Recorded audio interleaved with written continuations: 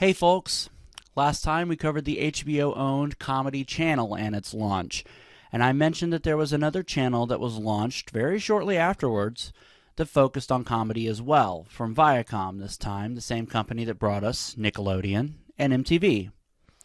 That channel was called Ha, and it was subtitled TV Comedy Network.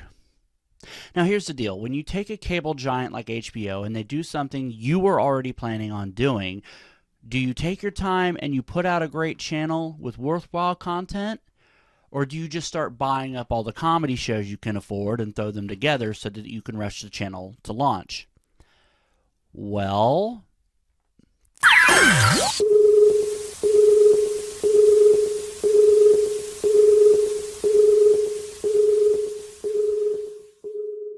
Ha, which launched on April Fool's Day 1990, was indeed a direct response to HBO launching the Comedy Channel just 5 months earlier.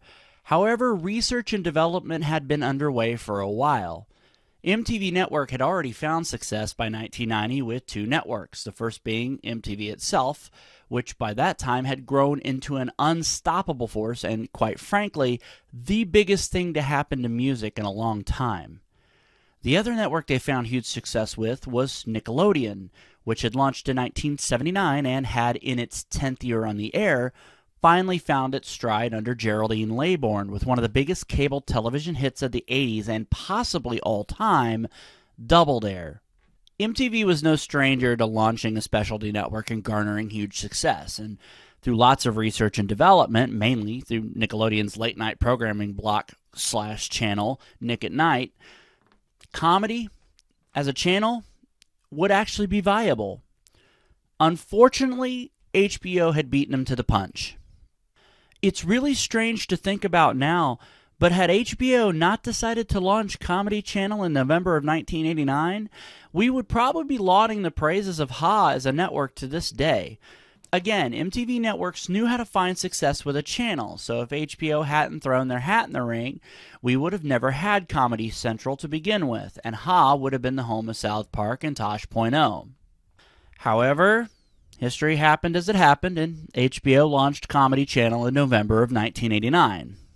Tom Freston, head of MTV Networks, announced in December of 1989 that Ha would be coming to cable networks in April of 1990. Now, you have to have some sort of programming to run on your network.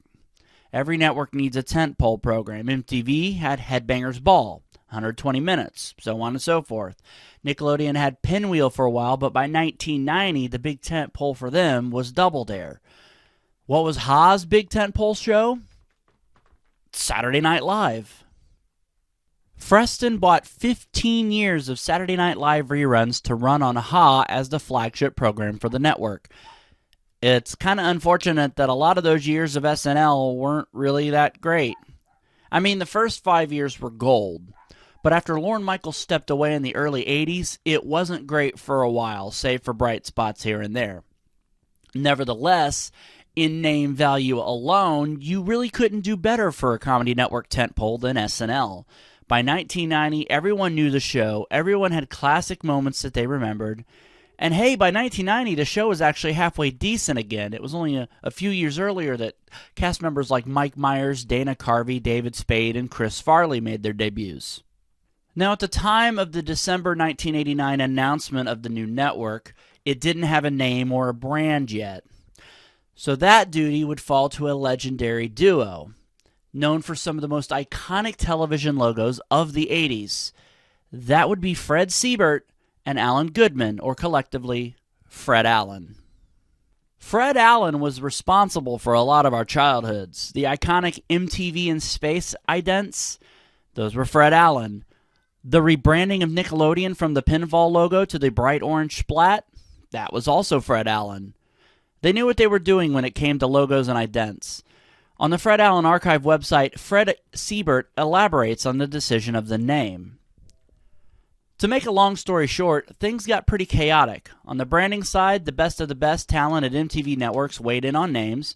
There ended up being a list of a few hundred, and nobody could make a decision. Fred Allen was asked to come up with something. Instead, we looked at their list and zeroed in on Ha.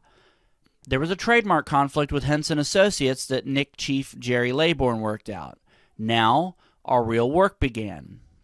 Fred Allen creative director Noel Frankel gets the credit for coming up with the actual logo, including how versatile the logo could be.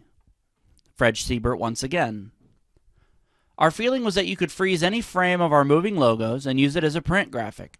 Tom Corey and Scott Nash at Corey McPherson and Nash picked up on this as soon as we started working together and embedded it into the Nickelodeon and Lifetime logos they did for us.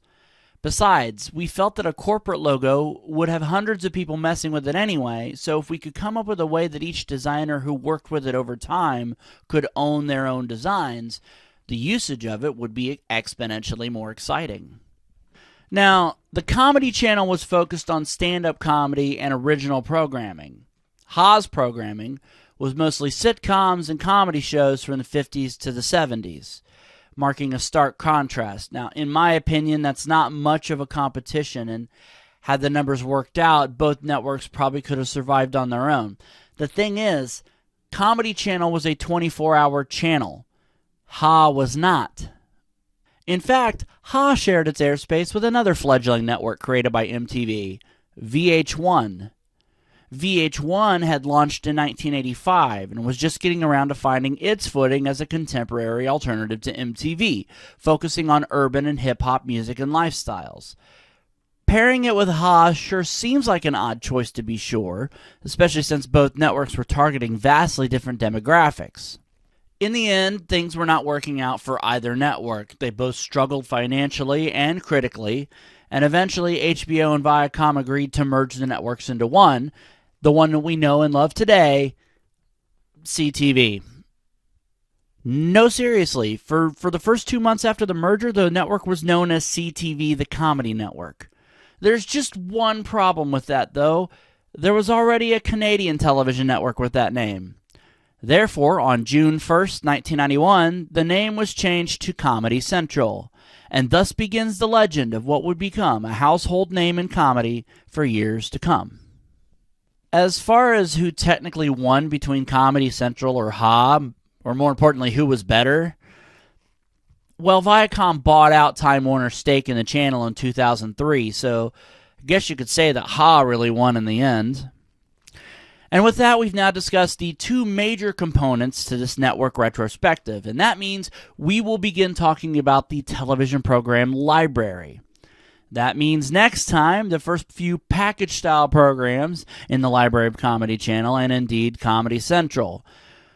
We will cover the Higgins Boys and Gruber on the next episode of Funny You Should Ask. See you then.